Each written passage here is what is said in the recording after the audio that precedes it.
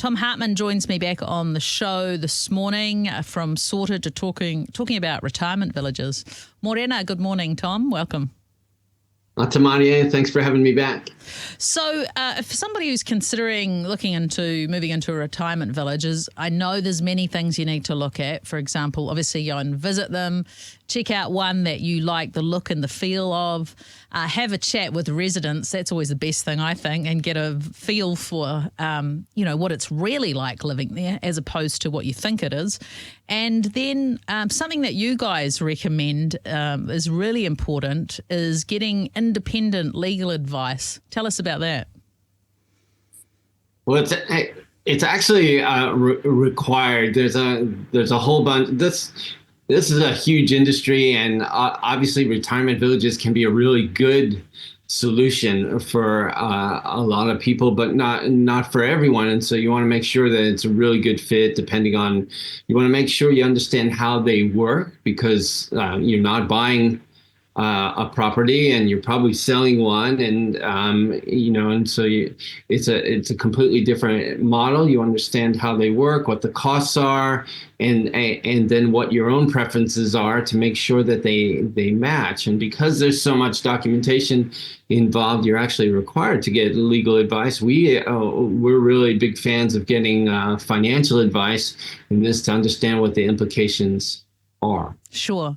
And I guess it's like you're putting your money into any business, right? They all operate differently, and some are better at doing the financials than others, right? It would be the same with retirement villages, I take it. Yeah, there's a wide array of operators across the country, and on Sorted we have a guide just to get people started into this into the whole retirement village thing. It's called When You're Thinking of Moving to a Retirement Village, and there's a lot of considerations involved. We've got some tips. You need to think ahead a little bit, think about what you might need in the future, and you have to imagine what your ideal lifestyle in that village might be like, but, make a list of things that are most important to you. I love what you said about visiting different villages and talking to the residents. That documentation that comes along with it, there's a lot of explanations, that come along with buying into living and leaving the village in particular. So you want to make sure that everything's clear to you, have the confidence to ask questions. It's absolutely fine. And then you're looking into the costs, how much you need to pay on entry. There's ongoing expenses. And then, if you are going to leave, or when you leave, how does that play out? Most of the time capital gains are not shared with you, and usually you leave an amount of your capital in the village when you leave, and that affects your future choices you have. That independent legal advice and financial advice is key, but maybe the most important thing is involving family in your big decisions, and talking about what the implications are. Yeah. For them as well. When you were saying about going and checking it out, slightly different, but a number of years ago, before my mum passed away, we had to put her into a nursing home, and my sister, my brother and I, us tribe went out and we visited we researched online, we got recommendations from people. It's a little bit different, but it's the same.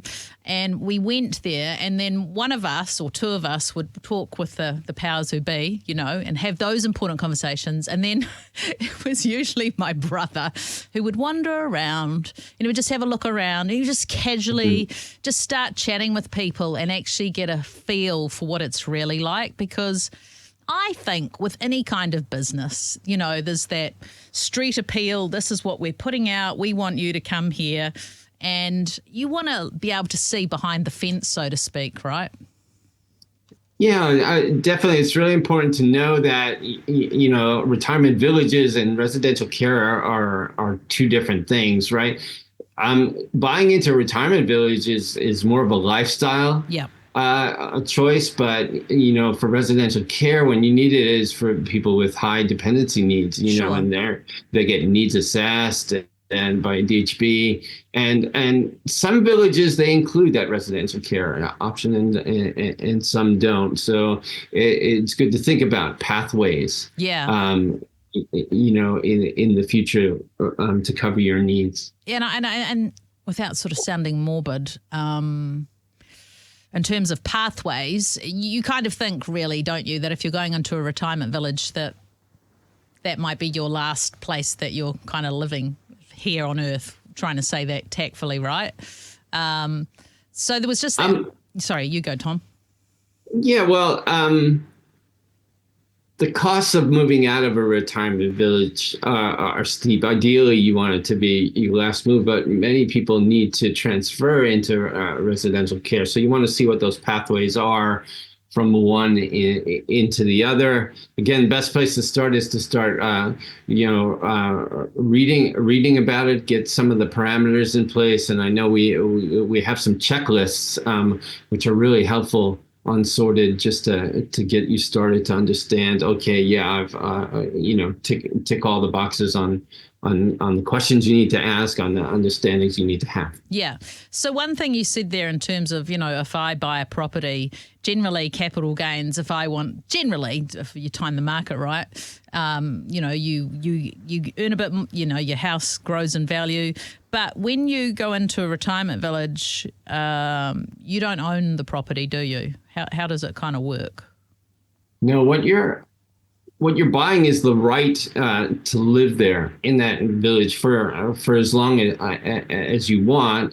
It's called an occupation right agreement, and that gives you the right to live there, but it doesn't give you ownership of the unit, which transfers back to the village after you move out. Yeah. And so there are parameters around that, and I also want to be clear that there are different models of retirement villages across the country. So you need to figure out the village that you're interested in how it works, what the model is. But generally, that's the case. It's not like buying a property, buying into a village. And then for some, there's going to be things like body corp fees, aren't there? And you've got to factor in how they sort of work out the, rates or water and power and all that kind of thing, right?